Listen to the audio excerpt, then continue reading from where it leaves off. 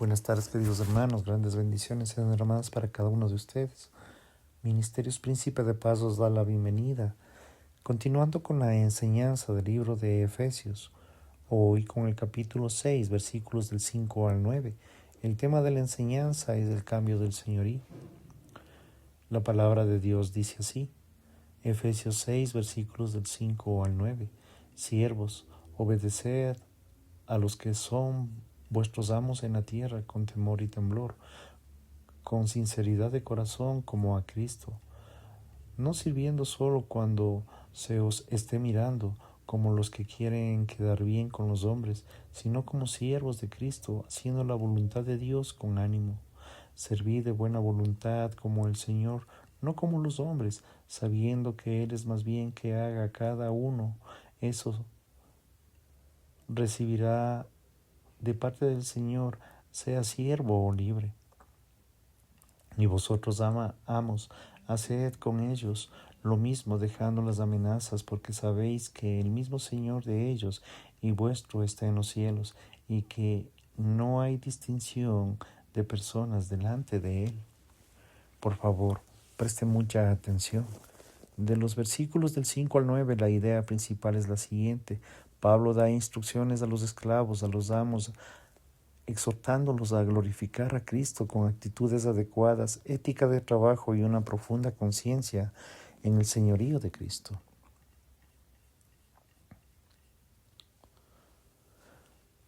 ¿Cuál es su trabajo menos favorito de todos los tiempos? Hice esta pregunta en Twitter y en Facebook y recibí más de 50 respuestas rápidas.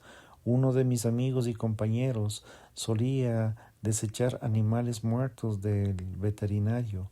Un amigo era técnico de un exterminador que se arrastraba por pequeños agujeros estrechos con serpientes y con otras criaturas. Otro era transportista de una funeraria que recogía cadáveres para su primo en Noruega. Un amigo era trabajador del servicio de aseos portátiles. Otro clasificaba cajas de equipos médicos de un ático de 1,5 metros de altura, desplazándose todo el día en una silla de ruedas. También respondieron trabajadores de sustitución de tuberías de alcantarillado, limpiadores de perreras y quemadores de excrementos. El trabajo es un regalo de Dios. Debemos estar agradecidos por el trabajo, pero algunos trabajos no están a la escala de la deseabilidad. ¿Cómo puede encontrar algún significado de la realización de su vocación diaria, ya sea en el trabajo remunerado o no remunerado? De algún modo se podría decir que usted trabaja porque alguien le paga. Sí, es verdad. Nadie tiene la acción de limpiar sistemas sépticos o perreras. A menudo la gente paga a otros para que hagan estas tareas indeseables, pero algo más grande es que el dinero debería motivarlos. Este texto nos muestra que tenemos que ver a Cristo como el jefe final que estamos trabajando. Su trabajo puede ser desagradable, pero la buena noticia es que puede cambiar el señorío sin cambiar los trabajos. No quiero decir que en realidad nunca tendrá que cambiar de trabajo, sino que cualquier trabajo que tenga usted, lo más importante es saber que su amo es el Señor Jesús. Pablo nos enseña en esta sección de Efesios el señorío de Cristo debe afectar nuestra visión del trabajo. Podemos exaltar a Cristo a través de nuestros diversos trabajos, tanto los remunerados como los no remunerados, tanto los horribles como los maravillosos. Una de las bendiciones de la Reforma Protestante fue el renovando énfasis en vivir la propia vocación para la gloria de Cristo. Los reformadores creían que la vocación era un llamado especial a la persona, que querían los talentos dados por Dios y que Dios mismo estaba activo en el trabajo diario, en las responsabilidades familiares y el trato social. Martín Lutero decía que cuando éramos el Padre Nuestro debemos recordar cómo Dios proporciona normalmente el pan a través de los agricultores, los transportistas, los minoristas. Dios hace caer donas desde el cielo. Cada parte de nuestra cadena alimenticia económica es el medio en el cual Dios nos provee. Martín Lutero dijo, ¿Qué es para Dios nuestro trabajo en el campo, en el jardín, en la ciudad, en la casa, en la lucha, en el gobierno, en el trabajo de los hijos, a través del cual otorga los dones de la tierra, en la casa y en todas partes? Nuestras obras son las máscaras de Dios, detrás de las cuales se permanece oculto, aunque Él lo hace todo. Para decirlo de otra manera, realmente no hay separación entre el trabajo secular y el trabajo sagrado. Todo el trabajo se realiza bajo la dirección de Cristo. Tenemos que entender esto. Muchos ven peca o ninguna conexión entre su fe y su trabajo, pero todo lo que haga como cristiano debe hacerlo como siervo de Cristo, para la gloria de Cristo, en las palabras de la frecuentemente citada declaración de Abraham Cooper. No hay ni un centímetro cuadrado en todo el dominio de la existencia humana sobre el cual Cristo, que es soberano sobre todo, no grite: todo es mío, dado a que todo le pertenece a Jesús. Todo esto importa. Esclavos y amos. Antes de hacer una explicación específica de nuestros lugares al servicio, tenemos que hablar del contexto original de Efesios, versículo 6, del versículos del 5 al 9. Esclavos y amos, Pablo ha estado tratando con un antiguo hogar de lo que los eruditos llaman códigos del hogar. Se ha ocupado de las esposas, los maridos y luego de los hijos y de los padres. Esto siguió su declaración sobre la sumisión en el capítulo 5, versículo 21. En cada caso se describen las responsabilidades de los principios de la reciprocidad y de la que sea mutua. Pablo ahora se dirige su atención al último y más difícil de los temas de la casa. Es típico que los pastores pasen directamente de la aplicación y hagan este contexto que refleje a los empleados, a los empleadores. Aunque creo que es una aplicación apropiada, necesitamos recordar que no hay una correlación de lo uno con lo otro. Los esclavos no son iguales a los empleados, ni pasamos demasiado rápido de los empleados a los empleadores. No nos perderemos en otra aplicación importante. Además, si nos movemos demasiado rápido, estamos pasando por alto el elefante más obvio que es en este pasaje, es saber por qué Pablo no prohibió la esclavitud. Como iglesia luchamos contra la esclavitud humana. Entonces, ¿qué debemos hacer con este pasaje para entender el texto y aplicarlo? Considerémoslo en tres partes: la explicación, la exhortación y la aplicación. 1. La explicación, la comprensión y la perspectiva de la esclavitud por parte de Pablo. Efesios capítulo 6, versículos del 5 al 9. La situación que Pablo abordó no era como la de esclavitud en la historia de los Estados Unidos, que era compleja y de gran alcance. La esclavitud americana era principalmente racial y de por vida. En la época de Pablo no era racial y no siempre era de por vida. Había algunas similitudes, pero era diferente. El contexto histórico de la esclavitud. Algunos han calculado que en el Imperio Romano había 60 millones de esclavos. Un tercio de la población de esta ciudad como Éfeso era la parte aceptada de la vida económica del mundo mediterráneo. Afirma que el mundo greco-romano en la esclavitud formaba parte de la vida hasta el punto que casi nadie se planteaba si podría ser ilegítima. Continúa la mención de la naturaleza de la esclavitud. No se limitaba a realizar trabajos serviles, hacía casi todo el trabajo, incluida la supervisión, la gestión y la mayoría de los profesionales. Algunos esclavos eran más educados que sus propietarios, podrían tener propiedades e incluso esclavos, y se les permitía ahorrar dinero para comprar la libertad. No existían clases de esclavos, ya que estos estaban presentes en todos los estados económicos sociales, excepto en los más altos. Muchos obtuvieron la libertad a los 30 años. En el excelente libro de Lionel Carson, La vida cotidiana en la antigua Roma, el autor examina un mundo romano del siglo I y del siglo II. En su capítulo sobre el esclavo, ofrece algunos relatos de la primera mano sobre la esclavitud. Resume la variada naturaleza de la esclavitud. Por favor, escuche. Hubo multitudes de esclavos griegos y romanos de cuadrillas de las minas de las vastas haciendas y vinieron vidas llenas de penurias, como los esclavos en las plantaciones de azúcar del Brasil o en las plantaciones de algodón al sur de Estados Unidos.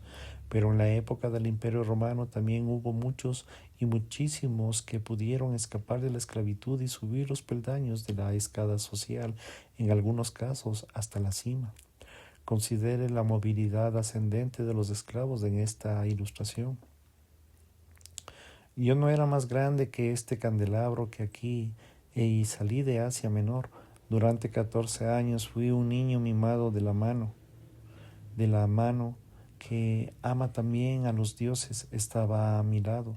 Me convertí en la cabeza de la familia, tomé el relevo de un cerebro diminuto que tenía el amo. Necesitaba decir más. Me incluyo en su testamento y heredé una propiedad de un millonario. El orador es Trimalción, el personaje de la novela de Petronio, el satírico, que pasó de harapos a un esclavo de una riqueza de un multimillonario, un esclavo que se convierte en heredero de su amo y hereda un patrimonio millonario. Parece increíble, no es el mundo romano del siglo I cuando Petronio escribió. Es cierto que era un novelista, no un historiador, pero su relato de Trimalción se basaba en la realidad. Carson escribe que los esclavos de cuello blanco, pero también les correspondía mucho trabajo de cuello blanco que eran oficiales, cajeros, tenderos de libros de la antigua Grecia y de Roma, que solo se ocupaban en los niveles inferiores de dicho trabajo, sino que también de los más altos. Los blancos eran propiedades de las familias griegas o romanas, adineradas, pero los funcionarios de los que dirigían podrían ser esclavos o libertados. Los esclavos podrían obtener la libertad debido a que eran generosos a la hora de conocerles en la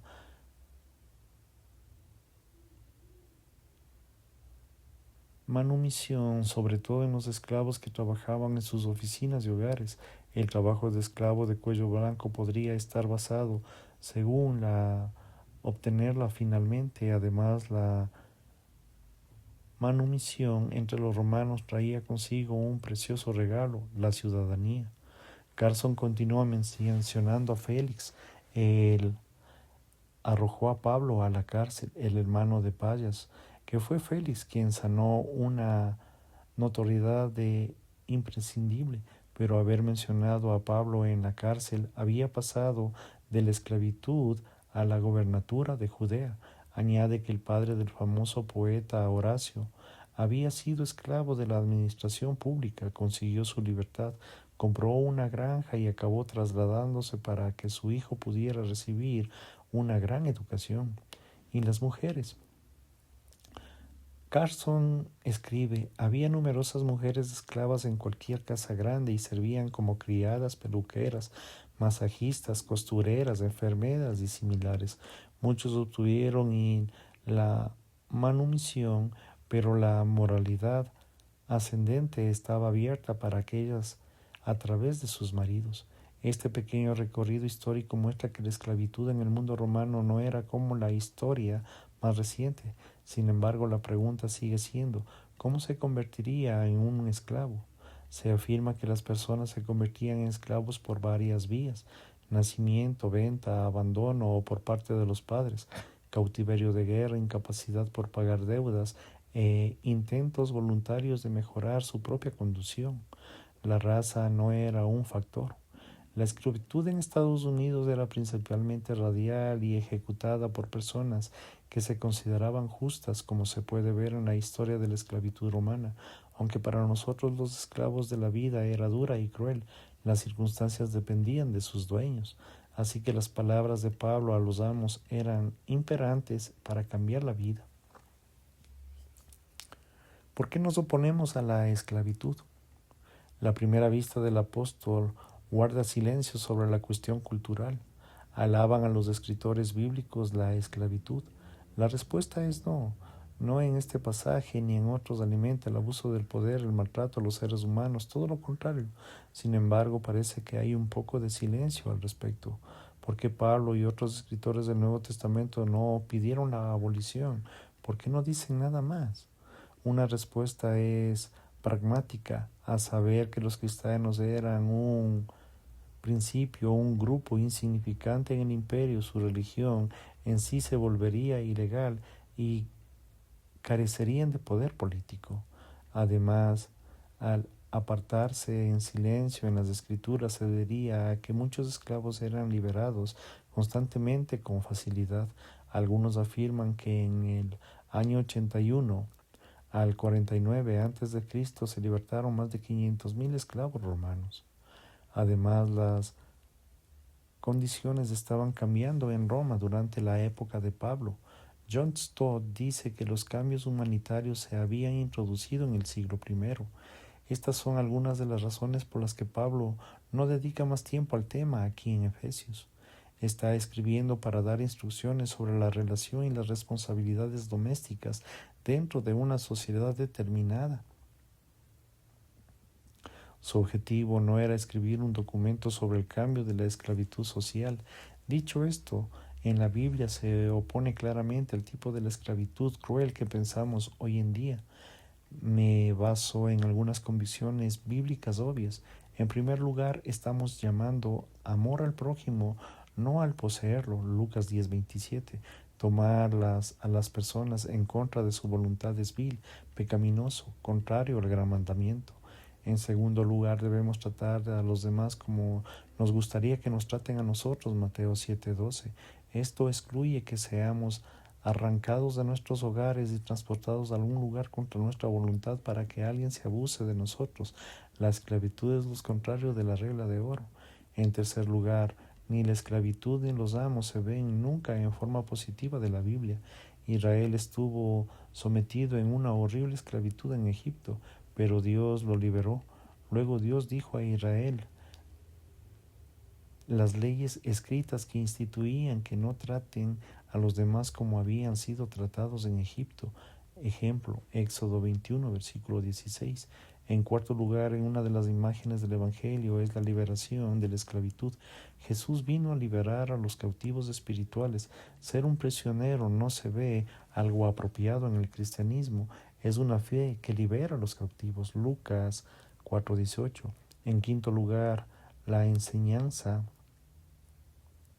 de Pablo y otras enseñanzas del Nuevo Testamento miran el concepto de la esclavitud, la destruyen desde adentro. Aunque usted no pueda verlo, los escritores bíblicos en general y Pablo en particular no guardan silencio sobre la esclavitud, simplemente la enfocan de manera diferente. ¿Cómo debilita Pablo el concepto de la esclavitud? Para empezar, Pablo nos dice que imitemos a Dios, Efesios 5:1. ¿Quién es Dios? El salmista dice que Dios es el padre de los huérfanos y defensor de las viudas, Salmo 68:5.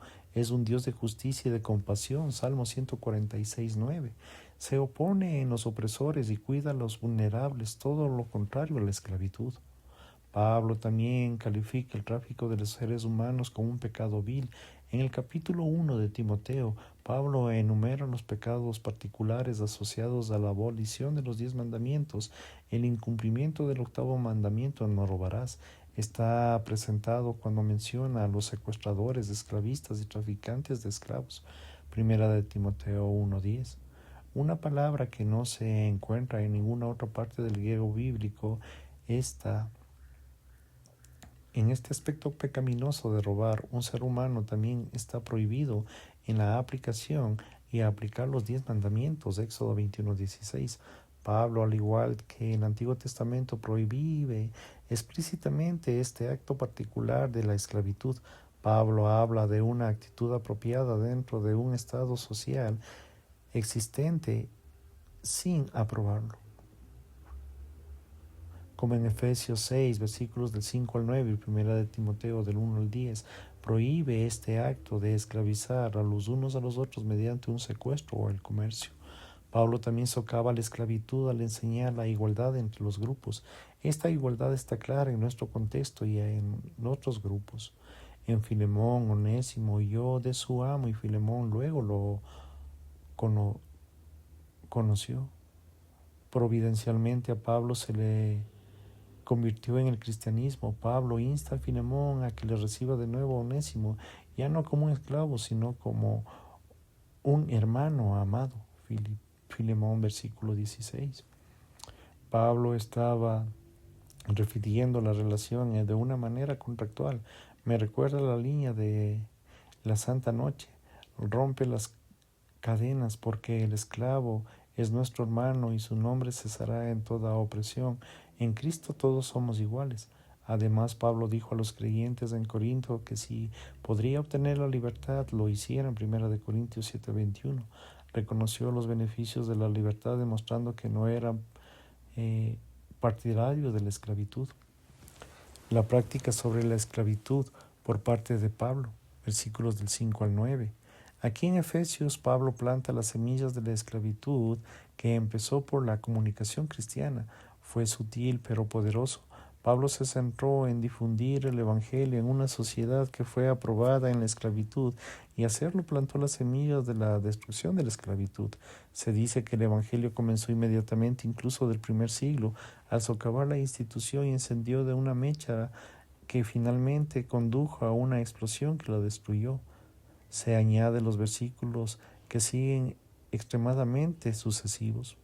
La principal preocupación de Pablo en la difusión del Evangelio, pero también escribe la ética necesaria entre los esclavos cristianos y los amos cristianos, cambiando así las relaciones típicas entre amo y esclavo. Al combinar la forma en la que recibimos entre sí, esencialmente plantó las semillas para la destrucción de la esclavitud. Como les dije, ¿qué relación entre ellos? Amonesta tanto al esclavo y al amo para que se traten mutuamente como lo harían en Cristo. Observe que en cada versículo se menciona a Cristo, amo o Señor.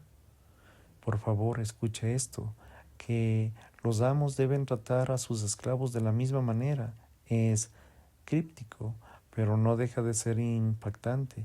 Para que sigan esta instrucción tendrían que tratar a sus esclavos con respeto y temor y sinceridad de corazón como a Cristo. Solo eso debería haber abolido la esclavitud para los cristianos. La ética va más allá de la regla de oro. Para tratar a los demás como trataríamos a nuestro Señor.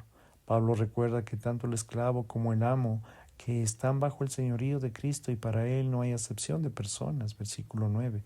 Pablo no cita la ley mosaica, pero podrías haberlo hecho. De todo lo que tiene que hacer es ir a los capítulos 20 al 24 del Éxodo y encontrará las leyes relacionadas con los amos y los esclavos, pero no lo hace, lo que le vuelve constantemente. Cristo, permítame preguntarles, si ambos vienen bajo la misma mirada de Cristo, ¿cómo cambiaría eso la ética de trabajo de los esclavos o tratado por sus amos? Lo cambiaría todo. Ambos vivirían en una conciencia de Cristo. Cristo es el amo, el juez supremo, y en él no hay paralicidad. Se dice que en el conocimiento tanto del amo como el esclavo de Cristo tienen un Señor común y esa verdad es la realidad. Esa doctrina acabó por socavar la esclavitud.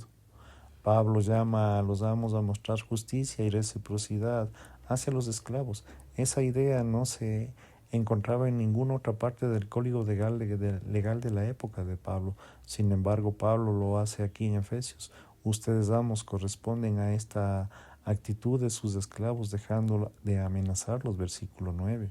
Sigan adelante en este entendimiento. Ni Pablo ni otros escritores bíblicos alaban la esclavitud ni la socavan. La esclavitud fue desapareciendo poco a poco en la antigüedad debido a la influencia del cristianismo. Había esclavos en la congregación de Éfeso, pero no eran miembros de la segunda clase. Eran hermanos y hermanas llamados a la unidad de Cristo. Pablo considera la estructura existente y proporciona algunas instrucciones centradas en el Evangelio, como los demás esclavos y amos que deberían considerar cuidadosamente ahora. Exhortaciones y palabras por parte de Pablo centradas en Cristo y dirigidas a los esclavos y a los amos, versículos del 5 al 9. Al considerar los versículos del 5 al 9, aplicamos las palabras de Pablo sobre los esclavos y los amos. A los esclavos hagan un trabajo como para Cristo, versículos del 5 al 8.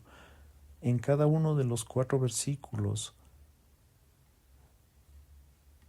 se menciona a Jesucristo, versículo 5, como Cristo, versículo 6, como esclavos de Cristo, versículo 7, como quien le sirve al Señor, versículo 8, en el Señor recompensará a cada uno. El mandato es claro, vivir toda la vida para Cristo, aunque los esclavos deberían obedecer a sus amos, deberían ver a Cristo como el amo definitivo. Básicamente, Pablo instó a los siervos a cambiar de amo, aunque no pudieran cambiar el trabajo. En Primera de Corintios, Pablo dijo que estaba esclavizado en una realidad que era el liberto del Señor. Primera de Corintios 7:22.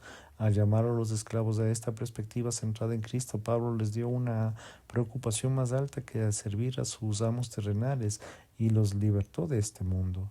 Como este motivo genera a la mente como deberían glorificar a Cristo en su trabajo, Pablo menciona al menos 4 formas que este servicio ejemplar debería ser.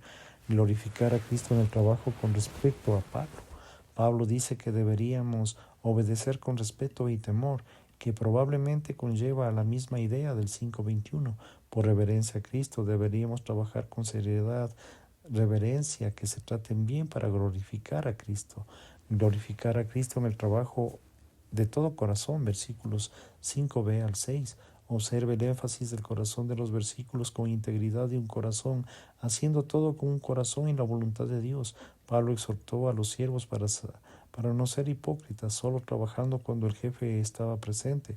No lo hagan solo cuando estén mirando, como los que quieren ganarse el favor humano, mientras que tengan la tentación común para el amo era amenazar a los esclavos. En una tentación común para el siervo eran ser perezoso o mentir en algún lugar de trabajar fielmente. Ambos deberían recordar que Cristo lo ve todo. Glorificar a Cristo al trabajar de buena gana, versículo 7. Pablo dice que deben servir de buena gana, no con un espíritu rencoroso, y les dice que pongan su corazón, su alma, su trabajo, porque después de todo están haciendo la voluntad de Dios, versículo 6. Pablo anima al servicio alegre y feliz. Glorificar a Cristo trabajando con expectación, versículo 8. Pablo les recuerda que la recompensa final está por llegar, sabiendo que el Señor recompensará a cada uno por el bien que haya hecho, sea esclavo o libre. Ningún acto pasa desapercibido por los creyentes. Comparecen ante el tribunal de Cristo y serán recompensados en función de su fidelidad actual. Mateo 12:27. Piense en cómo una perspectiva cambia nuestra forma de trabajar. El escritor de Proverbios dice: el espíritu del hombre puede soportar su enfermedad, pero el espíritu quebrantado, ¿quién lo puede sobrellevar? Proverbios 18:14. Si el espíritu es una persona está aplastado y la vida puede volverse insoportable, ¿qué levanta el espíritu de Cristo la esperanza futura? Los amos traen a sus esclavos como a Cristo, versículo 9. Observe ahora las 4 palabras que dirige Pablo a los amos cristianos en este único versículo con respecto al trato de los siervos. Estas exhortaciones preculturales cambian la vida. Practiquen la reciprocidad. Pablo dice: correspondan a esta actividad en sus esclavos. Los amos deberían tratar a sus esclavos como quieren ser tratados, con integridad, respeto, humildad y gentileza. Deberían tratarlos a sí mismos como tratan a Cristo, Mateo 25:40. Si los amos querían respeto y servicio, entonces deberían darlo también. Eviten la hostilidad. Pablo dice que los supervise dejando de amenazarlos. Este tipo de exhortación a los amos habían sido extremadamente rara, pero los amos cristianos deberían ser diferentes, no deberían intimidar o usar agresión. Vivan con una responsabilidad centrada en Cristo. Pablo dice: recuerden tanto a ellos como ustedes tienen el mismo amo en los cielos, el mismo amo que deberían servir con temor a Cristo. Proverbios habla de esta responsabilidad igualitaria a los ricos y los pobres. El rico y el pobre tienen esto en común. Ambos los hace creyendo en el Señor. Proverbios 22:2. Algo en común tiene el pobre y el opresor. En los dos el Señor les ha dado la vista. Proverbios 29:13. El Señor es juez para toda la tierra y toda la persona. Proverbios 15:3. La conciencia de esta verdad aleccionadora cambia nuestra manera de vivir. Recuerde la incapacidad de Dios. Él dice que no hay favores. La parcialidad fue escrita en la ley romana, pero Pablo dice que este último día no importará. El Señor Jesús es totalmente imparcial. En la ley romana era discriminatoria, pero la justifica de manera celestial y no lo es. Cada uno de estos principios acortaba la distancia entre el siervo y el amo. Este es el mensaje de la vida radical. La aplicación como esta es tu pasaje puede cambiar tu vida. Tal vez haya pensado, no soy un esclavo, no tengo esclavos. Podemos pasar al siguiente pasaje. No es tan rápido, este pasaje le puede cambiar la vida si lo aplica en su vida como esto. Este pasaje debería cambiar nuestra forma de trabajar. Ningún trabajo es simplemente un trabajo, es una forma de servir a Cristo. Piensa en los empleados, en los empleadores. Poder hacer esta aplicación, yo creo que sí. Estos principios se aplicaron en un ambiente de trabajo y a veces es horrible de la esclavitud. Cuanto más deberíamos tratar de vivir los mejores condiciones de trabajo. Si usted piensa mi trabajo es desagradable, puede que sí, aún así no está siendo amenazado físicamente o abusado o tratado con una propiedad. Recuerda que su jefe es Jesús. A los empleados trabajen por medio de Cristo, como Cristo y para Cristo. ¿Qué es un momento? Trabajen por medio de Cristo. Recuerde que Pablo se les dirige a la iglesia cristiana que son creyentes en Cristo y se les ha sido resucitado espiritualmente en la muerte a la vida. Capítulo 2, versículos del 4 al 7. Y salvos por la iglesia, 2.8, mediante la muerte expiatoria de Cristo, 2.13, como un resultado que tiene la presencia del Espíritu Santo en el interior. Ellos y nosotros no vivimos nuestras vidas, ni amamos a nuestros cónyuges, ni criamos nuestros hijos, ni trabajamos solos. El Cristo vivo mora en nosotros, así que hagamos un buen trabajo a través de Cristo. En el Antiguo Testamento José fue vendido como esclavo y acabó trabajando para Potifar. Génesis 39. Recuerde que si observamos en Efesios 5.21 nos conduce al 6.9 y que el 5.21 se basa en el 5.18. Seamos llenos del Espíritu, debemos hacer que nuestro trabajo dependa del poder del Espíritu. La pregunta, ¿ora usted antes de ir a trabajar? Ora para que el Espíritu lo llene, para que Dios lo use como misionero en algún lugar de su trabajo, si lo hace o no lo hace. Pero aquí ya quedaría únicamente en usted. Trabajen como Cristo.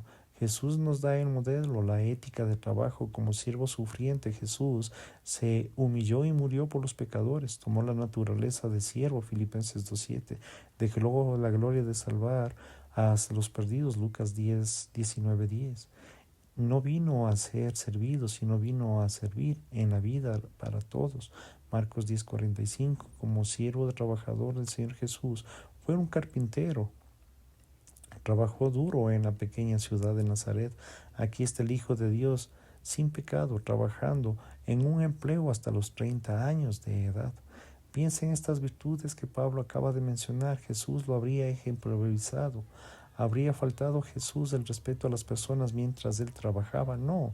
Jesús aflojaría cuando nadie lo estuviera viendo. No. Jesús le cobraría a alguien por el tiempo extra. No. Era un siervo rencoroso. No. Minimizó su trabajo. No. Si usted es un seguidor de Cristo, entonces debe ser un ejemplo en su servicio y en todas sus áreas, y no debe haber quejas.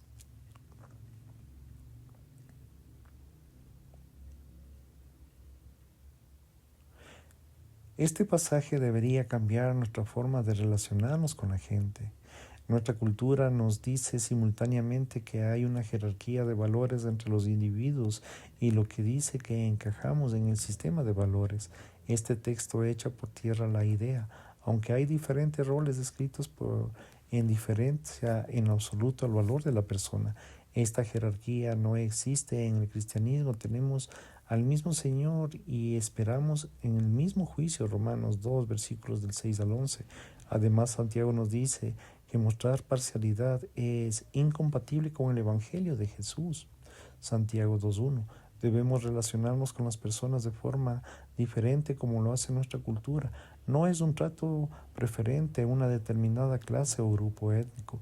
Cuide a los ricos, a los poderosos, así como a los pobres y a los desvalidos. Cuide el lenguaje corporal y la atención a los demás de la forma que comunicarse con ellos. No dé la impresión de ser superior, que lo hagan o merece su tiempo. No descuide a los individuos pensando menos de ellos. Este pasaje nos puede ayudar a cambiar nuestra manera de evaluar lo que es importante. ¿Qué es lo que importa según este texto? La relación con Cristo. Lo más importante de nuestra vida no es trabajar, es dar lo mejor a nuestro Señor Jesucristo de nuestras vidas.